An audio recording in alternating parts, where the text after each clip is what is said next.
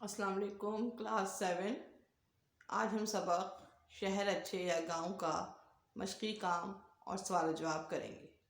ठीक है, किताब का पेज नंबर 159 बल्कि 159 नहीं बल्कि 164, पेज नंबर 164 निकाल लीजिए। इस पे सारा मशक़ी काम दिया हुआ है। अच्छा, काम के आगाज़ से पहले मुझे आप लोगों से ये कहना है, आज मैंने ग्रुप पे अनाउंस किया कि कॉपियां जो है चेकिंग के लिए आप लोग नहीं भेज रहे हैं। सिर्फ चंद बच्चों की कॉपियां आई हैं, इसमें परीशे की कॉपीज आई हैं, खिज़र अब्बास की आई हैं, अरवा हसीब की आई है, कबीर की आई है। कबीर ने सिर्फ 4 कॉपियां दी हैं। तो और रुहेल इरफान की आई हैं। बॉयज़ में रुहेल इरफान, कबीर और खिज़र अब्बास ने कॉपियां भेजी हैं। और गर्ल्स में उरूज, परीशे और अरवा हसीब, इनकी कॉपियाँ आई हैं। लेकिन और बच्चे अपनी कॉपियाँ क्यों नहीं भेज रहे हैं चेकिंग के लिए? क्योंकि आपको ये बात मालूम होनी चाहिए कि आप जितना लेट भेजेंगे ना कॉपियाँ, तो चेकिंग के लिए फिर मसला होगा और मैं लेट वर्क लिखूँगी सब कॉपी पर। ठीक है, तो काम अपडेट रखिए, काम करिए। जैसी कॉपियाँ आती हैं आपने अपना काम फिर दोबारा से जो भी है मिला है वो करें। सही, चलिए बाकायदा हम अपने काम का आगाज़ करते हैं, मश्क का आगाज़ करते हैं। सवाल नंबर 1 देखिए, दिए गए खानों में दरकार मवाद लिखिए। किरदारों के नाम दिए गए हैं, कॉलम बना हुआ है, राशिद साहब। अब किरदार का तारुफ कौन है, तारुफ से मुराद आप बताएंगे राशिद साहब कौन है। और कोई भी एक डायलॉग जो आपको पसंद आया हो वो राशिद साहब का आप इसमें लिखेंगे। कॉपी पर भी ऐसे ही आपने बॉक्स बनाना है, ऐसी हेडिंग देनी है, किरदार, किरदार का तारुफ, इस किरदार का कोई मुकालमा जो आपको पसंद आया हो। राशिद साहब का लिखेंगे आप, कौन है राशिद साहब? सुहेल साहब, आसिम, फुरखान और फातिमा।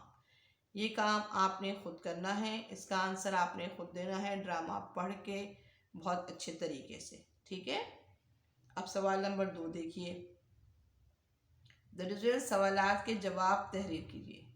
ये ड्रामा कहाँ वक़ूफ़ पज़ीर हो रहा था? जगह मतलब किस जगह हो रहा था?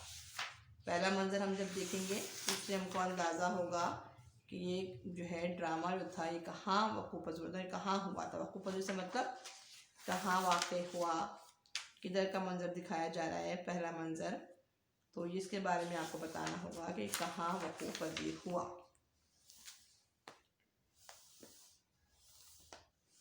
कहाँ वक़ूफ़ पज़ीर हुआ?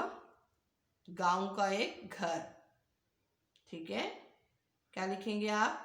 गांव के एक घर में क्या दिखाया गया है? पहले मंजर में गांव का एक घर दिखाया गया है। तो जवाब आप अपने लफ्ज़ों में करके लिखेंगे कि कहाँ वक़ूफ़ पज़ीर हुआ? गांव के एक घर में। सही। अच्छा, अब सवाल नंबर 2 देखिए, इस ड्रामे के कितने मनाजिर हैं? ये भी आसान है, ये भी आप खुद कर सकते हैं, कितने मनाजिर हैं। ठीक है, कोई इतना मुश्किल नहीं है कि मैं आपको बताऊं, इसका जवाब आप खुद लिखेंगे। सही है ना, लिख सकते हैं ना इसका आंसर आप। तीसरा मंजर, चौथा मंजर, पांचवा मंजर, कितने मनाजिर हो गए? काउंट करके आपने उसको लिखना है कितने मंजर हैं।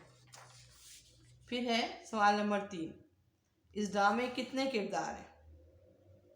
किरदार कितने हैं उनके भी आपको नाम देने हैं, ये भी आप खुद करेंगे। इसमें भी मुझे बताने की ज़रूरत नहीं है, ये जवाब आप खुद कर सकते हैं। फिर सवाल नंबर 4 है, सुहेल शहर जाकर खुश नहीं है। किस किरदार के किस मुकालमे या मुकालमों से ये बात मालूम हुई? 2 मुकालमे नकल कीजिए। ठीक है, सुहेल शहर जाकर खुश नहीं है किससे पता चला? वो मुकालमा, वो डायलॉग आपने लिखना है कि कौन से मुकालमे से आपको ये बात मालूम चली कि सुहेल जो है वो शहर में खुश नहीं है। आप देखेंगे उसमें से मुकालमे ढूंढिए और ढूंढकर आपने लिखना है। सही।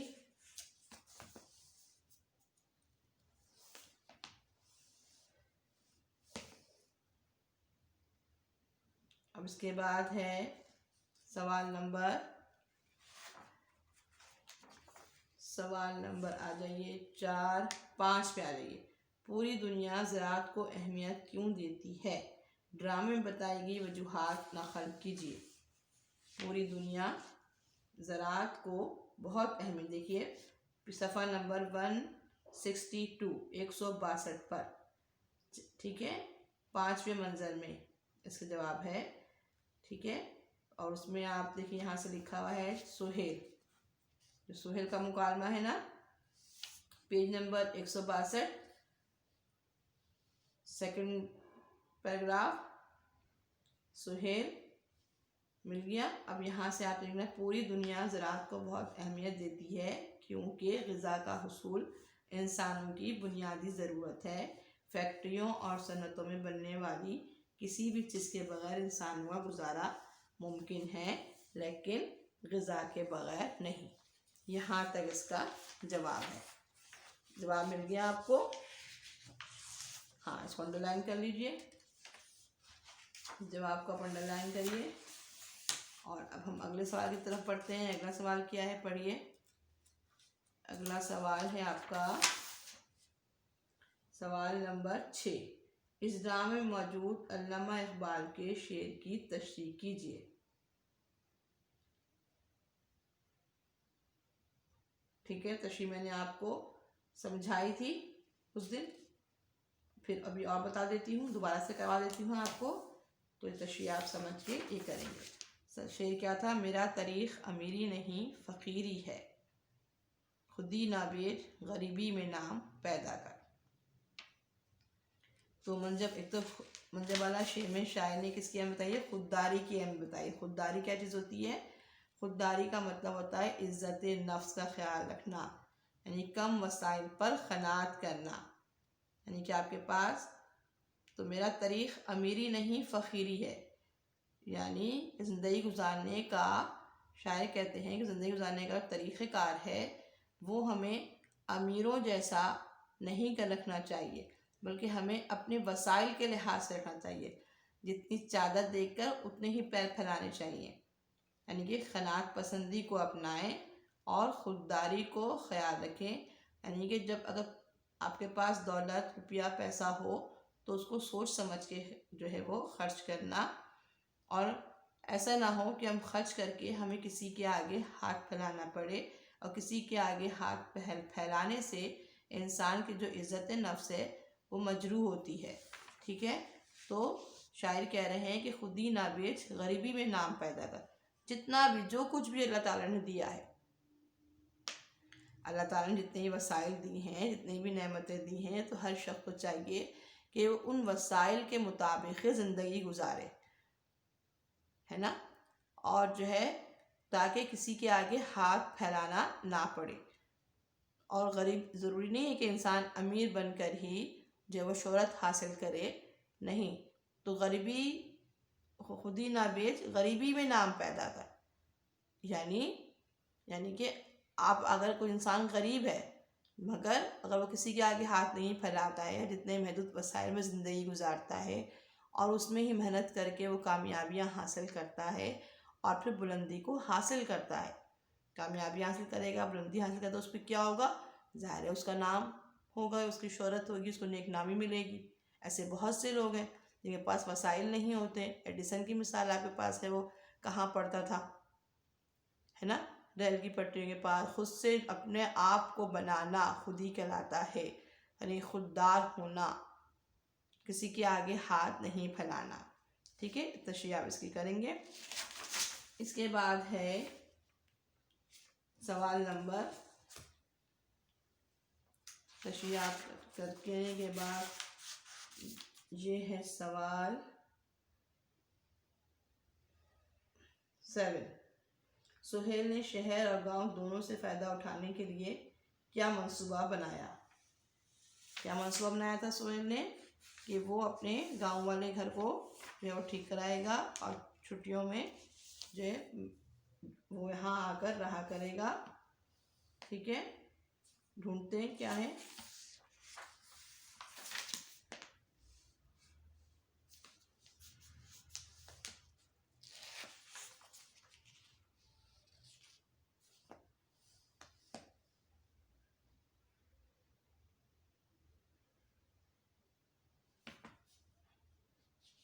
ये आप खुद ढूंढिए, जवाब इसका इसी में है।